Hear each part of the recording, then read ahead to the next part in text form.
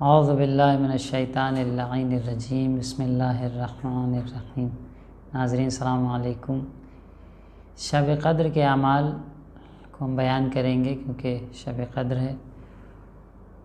مختصر طور پر تمام شبوں کے اعمال، کیونکہ اس شبوں کی بہت فضیلت ہے، اور جیسا کہ ارشاد ہو رہا ہے کہ لیلۃ القدر خیر من الف شہر، ہر ایک رات، یہ شب قدر کی جو رات ہے وہ 1000 مہینے سے بہتر ہے۔ تو 1000 مہینے 70 سال کی عمر سے بھی زیادہ ہوتا ہے۔ تو اس ایک شب جو بابرکت شب ہے اسے ہمیں ہاتھ سے نہیں جانے دینا چاہیے، اور اس میں جو اعمال ہیں بالخصوص دنیا اس بلا و مصیبت میں مبتلا ہے، خدا انشاءاللہ ان شبوں کی برکت سے اس بلا کو سب سے دور کرے اور سب کو محفوظ رکھے۔ دیکھیے، ایک مشترک اعمال ہیں جو تینوں شبوں میں ہیں، 19، 21 اور 23۔ اس میں سے جیسے غروب آفتاب کے وقت، یعنی غسل شب قدر جسے کہتے ہیں، جو غروب آفتاب کے وقت آپ کر سکتے ہیں، جس وقت مغرب کا وقت ہو رہا ہے، مغرب سے قریب بھی آپ کرتے ہیں تب بھی آپ کا غسل صحیح ہے، شب میں بھی کر سکتے ہیں۔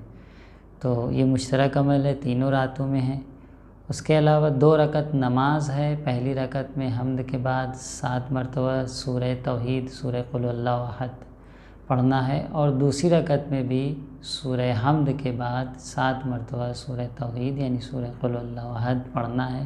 یہ بھی تمام شب قدر میں، یعنی تینوں شب قدر میں یہ نماز وارد ہوئی ہے۔ اور تیسرا عمل جو تینوں شب قدر میں ہے وہ یہ کہ قرآن کھول کے دعا پڑھنا، جو سامنے ہم پڑھتے ہیں۔ اور جو خواتین پیریڈ کی حالت میں، وہ بھی ہاتھ میں دستانہ پہن کے، یا اس طریقے سے کہ قرآن کے متن و لفظ پہ ہاتھ نہ لگے، کیونکہ قرآن کے متن اور لفظ کو چھونا ان کے لیے حرام ہے۔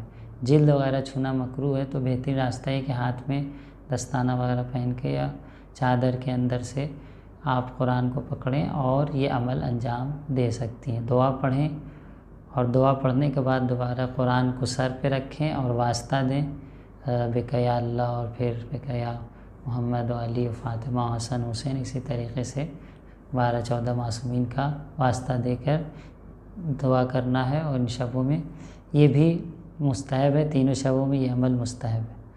چوتھا عمل زیارت امام حسین علیہ السلام ہے، کیونکہ زیارت امام حسین تمام مناسبتوں میں ہے، اور اس شب قدر میں بھی اس کی عظمت ہے۔ زیارت امام حسین دور سے ہی صحیح، جو دور سے زیارتیں ہیں اس کو پڑھیں۔ اور 100 رکعت نماز ہے، یہ تینوں شب میں ہے، ایسا نہیں کہ صرف 23 کی شب میں ہے۔ 100 رکعت نماز ہے، مستحب ہے۔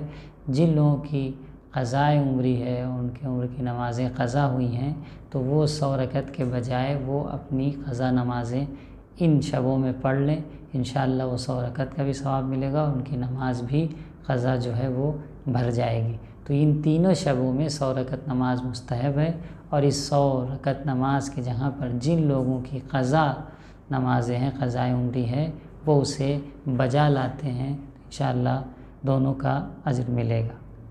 اور مخصوص ہے شب شہادت سے کہ مولا کائنات کی، کہ یہ انسان دعا پڑھتا رہے کہ اللہم لن قتلتا امیر المومنین علیہ السلام، خدا مولا کائنات امیر المومنان کے دشمنوں پر اور قاتلوں پر لعنت نازل کرے، اور لعنت کرے اپنی قاتلوں میں جو خود قتل کرنے والے ہیں، جو اسباب اور سبب قتل بنے تھے، ان سب پر اللہ کی لعنت ہو۔